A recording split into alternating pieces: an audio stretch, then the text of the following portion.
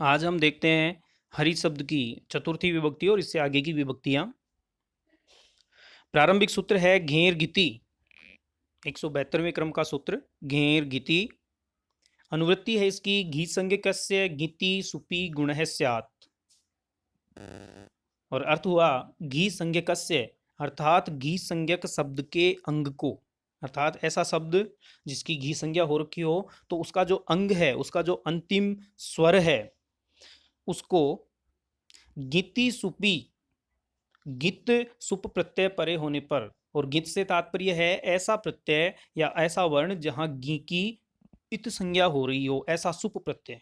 तो ऐसा सुप प्रत्यय जिसमें गी गे की इत संज्ञा हो रही हो, ऐसा सुप प्रत्यय परे होने पर घी संज्ञक के अंग को गुण होता है। जैसे हरि शब्द, तो हरि शब्द में हरि शब्द घी संज्ञक है और उसका जो अंग है ई, उसको गित सुप प्रत्यय परे होने पर, यानी गित सुप प्रत्ययों में चतुर्थी का एक वचन गे, पंचमी का एक वचन गसी, षष्ठी का एक वचन गस और सप्तमी का एक वचन गी, ये चारों गित हैं और सुप हैं। तो इन चारों में से अगर कोई भी प्रत्यय घी संज्ञक शब्द से परे होगा तो उस घी संज्ञक शब्द के अंग को, जैसे यहाँ हरि शब्द का अंग है ई, तो उस ई के स्थान पर गुण हो जाएगा। और इसका हिंदी अर्थ है यही कि घी संज्ञक अंग को गित यानी गे, घसी, घस और गी, इन प्रत्ययों में से कोई भी प्रत्यय परे होने पर गुण आदेश होता है। और चतुर्थी का एक वचन है हरये। तो हरि शब्द को अर्थवद धातु रे प्रत्यय है प्रातिपदिकम, इस सूत्र से प्रातिपदिक संज्ञा हुई स्वौद समौट। इस सूत्र से चतुर्थी के एक वचन में गे प्रत्यय करके हरि प्लस गे, यह स्थिति बनी।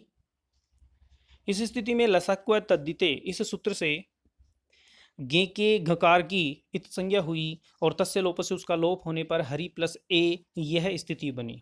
इस स्थिति में शेषोघ्य सखी, इस सूत्र से हरि शब्द की घी संज्ञा हुई और हरि शब्द की घी संज्ञा होने के कारण हरि शब्द घी संज्ञक हो गया। और घेर गीति, इस सूत्र से घी संज्ञक हरि शब्द के अंग की अर्थात इकार को ए गुण हो गया और हरे प्लस ए, यह स्थिति बनी। इस स्थिति में एचो यवायाव है, इस सूत्र से हरे के रे में स्थित ए को अय आदेश होकर हर अय ए और मिलाने पर हरये, यह रूप सिद्ध हुआ। हरि शब्द की चतुर्थी विभक्ति का द्विवचन हरिभ्याम, जो कि तृतीय के द्विवचन की भांति सिद्ध होगा, और इसका बहुवचन हरिभ्य है और चतुर्थी पंचमी दोनों का बहुवचन है हरिभ्य है। तो इसके लिए कोई अतिरिक्त सूत्र नहीं है, अपितु जो पूर्व में प्रयुक्त सूत्र हैं उन्हीं से चतुर्थी का बहुवचन हरिभ्य और पंचमी का बहुवचन हरिभ्य है सिद्ध होंगे। तो हरि शब्द को अर्थवद धातु रे प्रत्यय है प्रातिपदिकम से प्रातिपदिक संज्ञा हुई। स्वौध समौट से चतुर्थी के बहुवचन में और पंचमी के बहुवचन में भ्यस प्रत्यय हुआ और हरि प्लस भ्यस, यह स्थिति बनी। इस स्थिति में सह सजुसो रूह, इस सूत्र से भ्यस के सह को रू हुआ और अनुबंध लोप अर्थात रू के उ की इत संज्ञा और लोप होने पर हरिभ्य र, यह स्थिति बनी।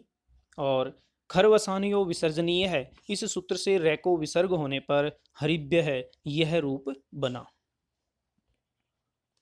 तदनंतर 173वें क्रम का सूत्र है घसी घसोश्च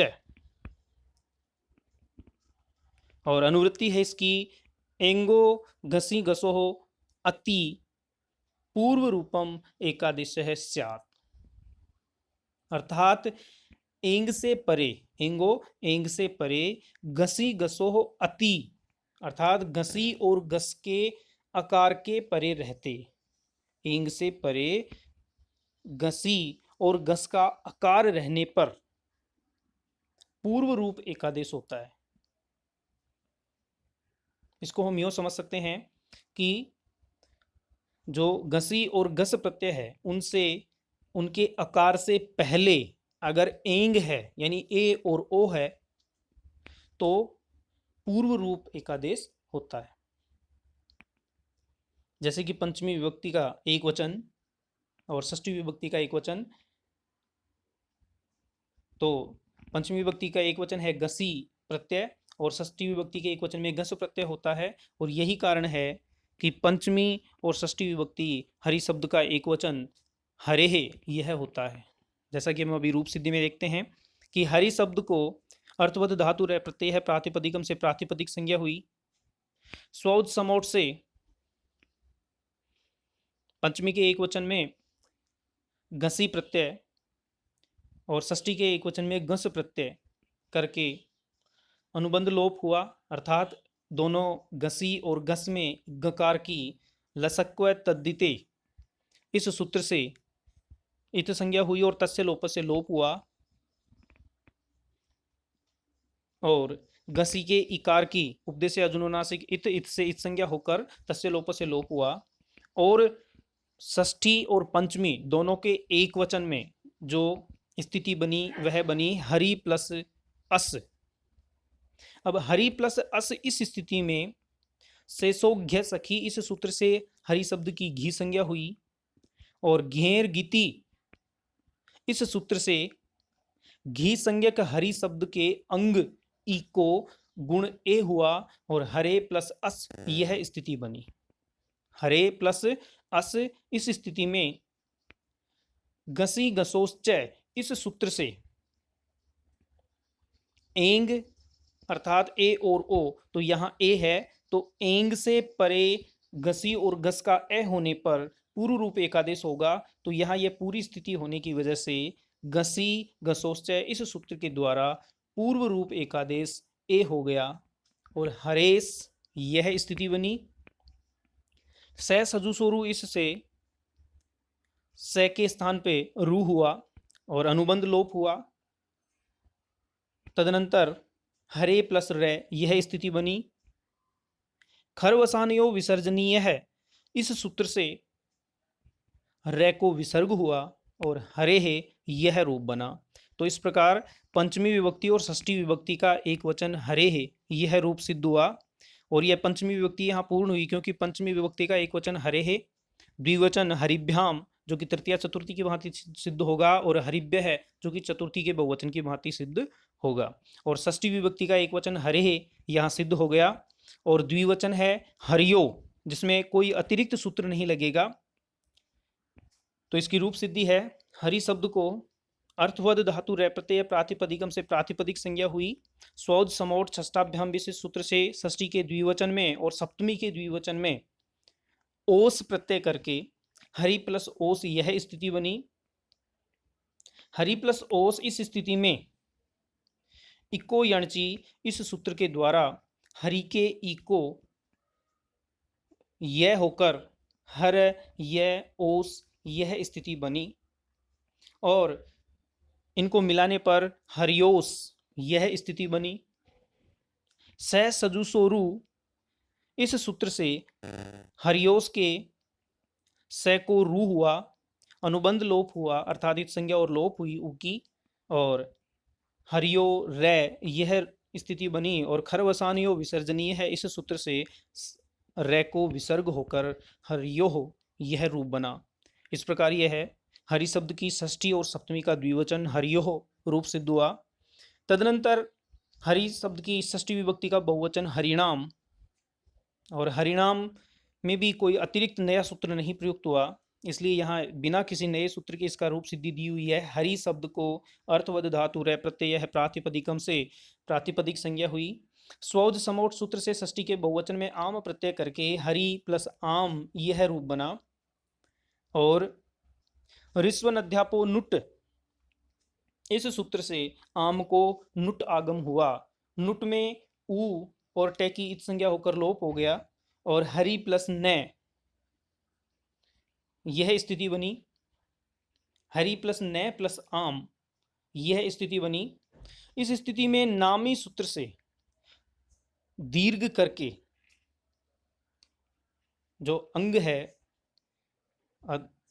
उस अंग को दीर्घ हुआ, यानी हरि के ई को दीर्घ हुआ नामी सूत्र से, और हरि प्लस नाम यह स्थिति बनी, और इस स्थिति में अट कुपवांग नुम व्यय वाय अपि इस सूत्र से नकार को णकार होकर हरि नाम यह रूप बना। तो यह षष्ठी का बहुवचन हरिनाम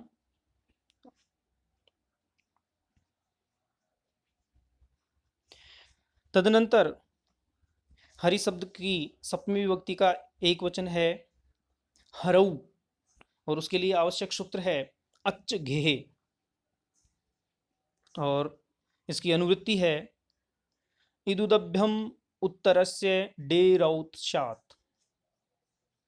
यह डे नहीं है बल्कि गे है ये, गे रौत्शात। तो इदुदभ्यम उत्तरस्य गे रौत्शात, और इसको हम अलग अलग बोलेंगे तो होगा इत उत्तभ्यम। इत यानी इदंत और उत यानी उदंत, इन दोनों के उत्तरस्य, इनके उत्तर में रहने पर गेहे औत, गी को औत होता है, यानी गी को औ आदेश होता है, घी के ई को शात। घे रंतादेश चकार है, ये इसमें इसका स्पष्टीकरण दिया हुआ है, और इसका जो हिंदी अर्थ है वो है कि ऋस्व इकार और उकार से परे, यानी इत और उत से परे गी को औत और घी संज्ञक अंग को अकारांत आदेश होता है। यह है अच्चघे, इस सूत्र का हिंदी अर्थ है। रूप सिद्धि है हरऊ, सप्तमी का एक वचन।